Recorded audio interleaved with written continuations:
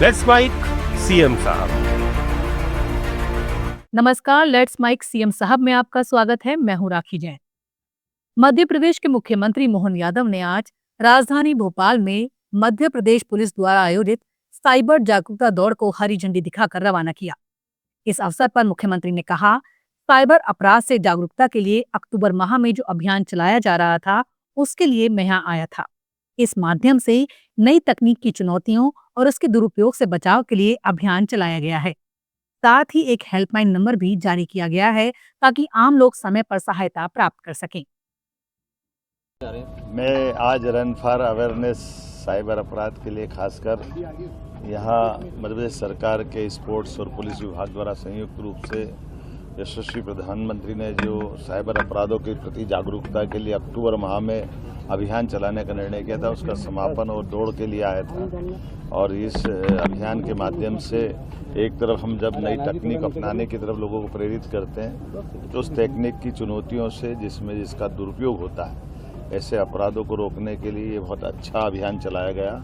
और कितना सरल हेल्पलाइन नंबर 1930 अगर ये रिलीज़ किया, जिसमें इस आधार पर हम अपने सभी प्रकार के साइबर अपराधों की जानकारी से पुलिस से जुड़ करके इन अपराधों पर नियंत्रण का काम करें।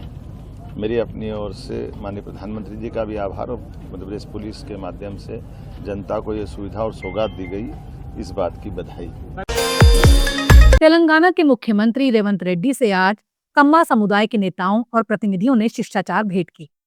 बैठक के दौरान प्रतिनिधियों ने अमीरपेट के मैत्री वनम में पूर्व मुख्यमंत्री एनटी रामाराव की प्रतिमा स्थापित करने और विभिन्न नामांकित पदों पर समुदायों को उचित प्रतिनिधित्व देने की मांग रखी। इस अवसर पर कम्मा समुदाय के नेताओं ने जुबली हिल्स उपचुनाव में कांग्रेस पार्टी को पूर्ण समर्थन देने की घोषणा की। मुख्यमंत्री ने उनके इस निर्णय पर आभार व्यक्त किया और कहा कि कांग्रेस सरकार सबको साथ लेकर प्रदेश के विकास के लिए प्रतिबद्ध है।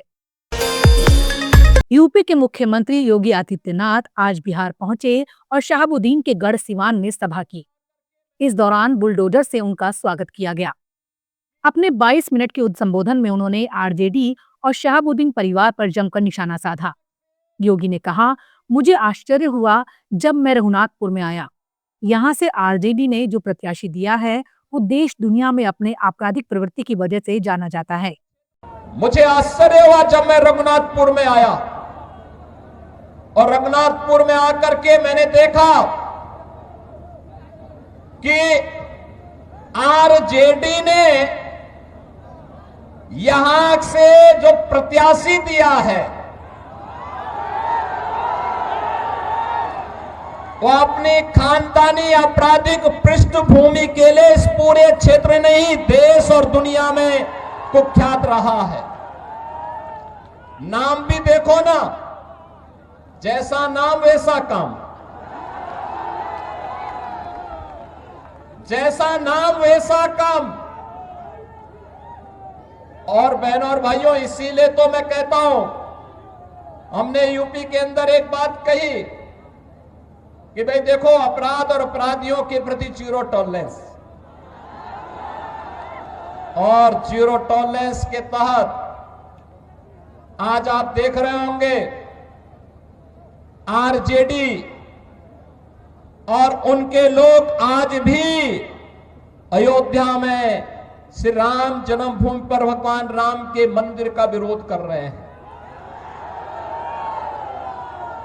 सीतामढ़ी और उसके आसपास के क्षेत्र में मां जानकी के भव्य मंदिर के निर्माण और कॉरिडोर के विकास के लिए किए जाने वाले कार्य का विरोध कर रहे हैं।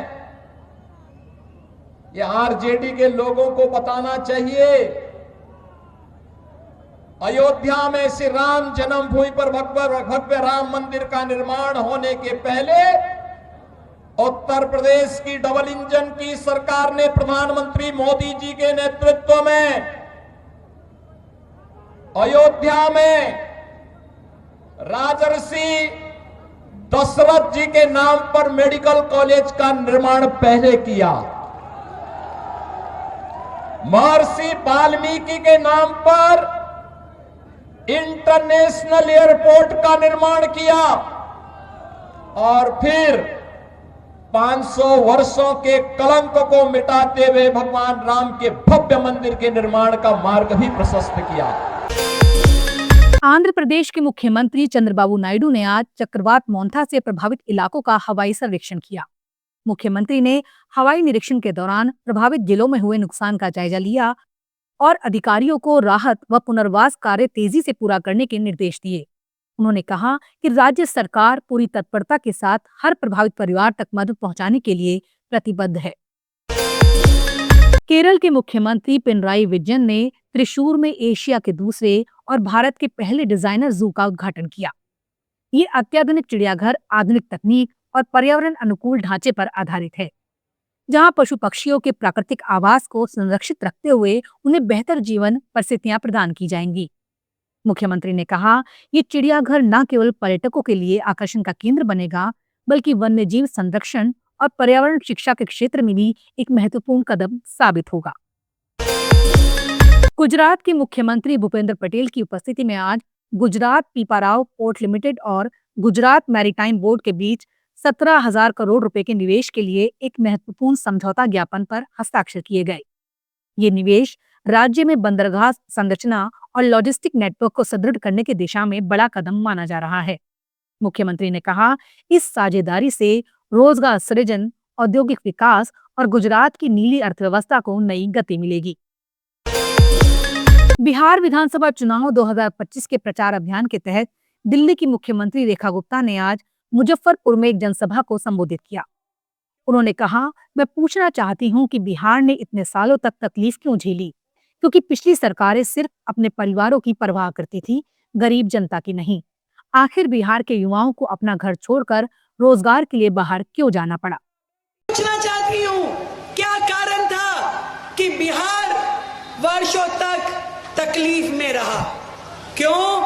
क्योंकि जो लोग सत्ता में थे लालटेन के टाइम, उनको तो केवल अपना घर भरना था, उनको तो अपने घर में अपना काम करना था, अपना भाई भतीजा बेटा बेटी बीवी केवल उनका चिंता था।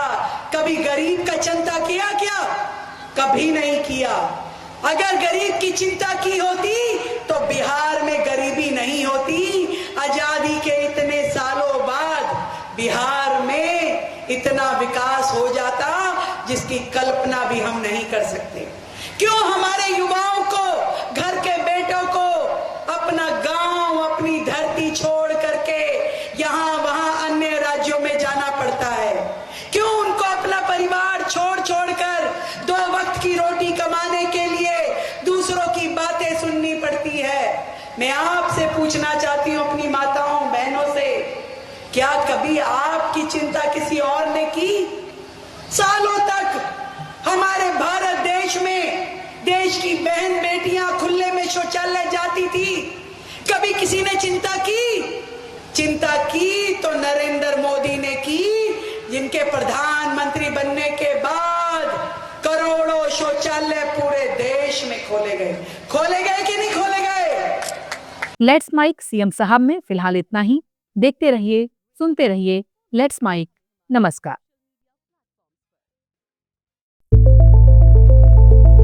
It's time for news. It's time for more than radio. Presenting the first radio news app, Let's Mic. Let's Mic, a news-based app on your phone where you get to watch and listen news, talk shows, interviews, radio show podcasts. On Let's Mic, you get all relevant information of TV, print, radio, podcast, and digital. Let's Mic talks about every segment of life.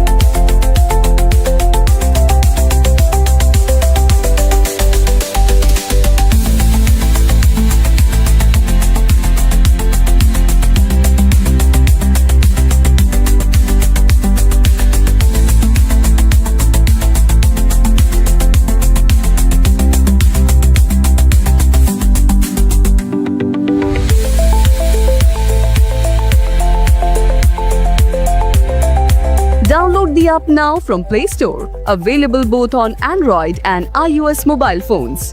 Follow us on YouTube, Instagram, Twitter, LinkedIn, Facebook, Telegram, WhatsApp, Snapchat. Let's talk, let's connect, and let's mic.